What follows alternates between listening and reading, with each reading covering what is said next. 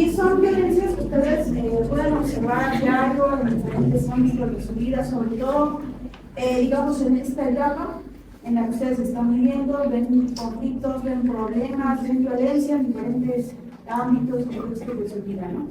Pero justamente, ¿cómo contrarrestamos esa violencia, no? Y para eso, pues justamente vamos a abordar ahora el tema de cultura de paz. Y vamos a iniciar con algo muy interesante, ¿no? Ya les había comentado que los tipos de violencia, hay un tipo de violencia que es la violencia cultural, pero para esto, pues tenemos que conocer también qué es la cultura, porque vamos a hablar de cultura de paz. Entonces, ¿qué es la cultura o a qué se refiere la cultura? La cultura va a incluir todo el conocimiento que está inserto en una población, en un sector de la población, las creencias, el arte, la moral, el derecho, las costumbres y cualquier otro hábito que nosotros como seres humanos adquirimos de acuerdo al entorno social al que pertenecemos. Entonces, ustedes, por ejemplo, han visto o recuerdan sus clases de historia, ¿no? Que teníamos culturas prehispánicas.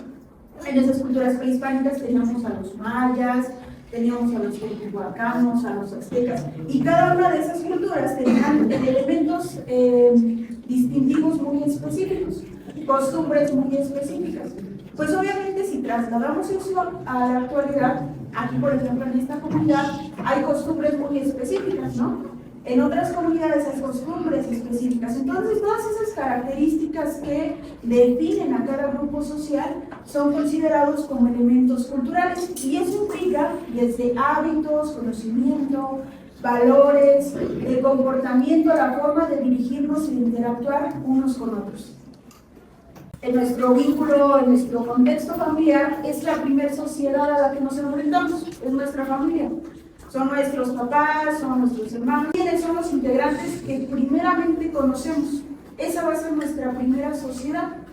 Posteriormente, nosotros al incorporarnos a otras sociedades, como lo son las escuelas, en el ámbito preescolar, empezamos a identificar o a conocer otra sociedad, una sociedad que si lo vemos de esta manera, se incorpora a partir de individuos que provienen de distintas familias, pero que van a tener en común la educación, ¿no? En el caso del preescolar, después entramos a la primaria, a la secundaria y a la prepa en este caso, ¿no?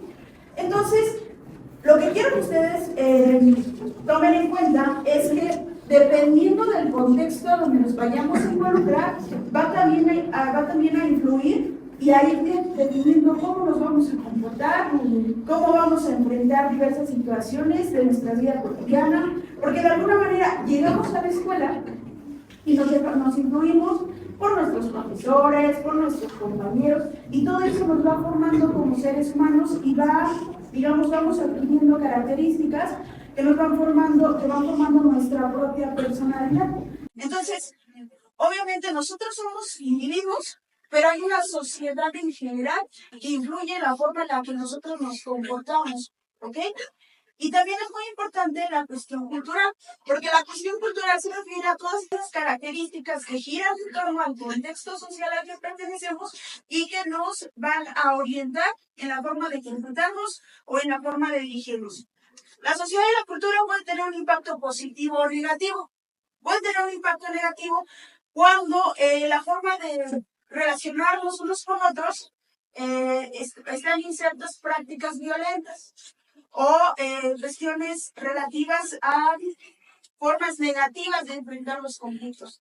Entonces, va a generar conflictos, va a generar violencia, y por ello es importante buscar una alternativa distinta que es un impacto positivo de esa sociedad o de esa cultura en nosotros, como lo hace la cultura de paz. En el concepto de paz hay dos perspectivas. Una es la paz negativa y otra es la paz positiva. La paz negativa únicamente se concibe como la ausencia de guerra, ¿no? ¿Qué quiere decir? Que en un lugar, en un país donde no haya guerra, hay paz, en teoría.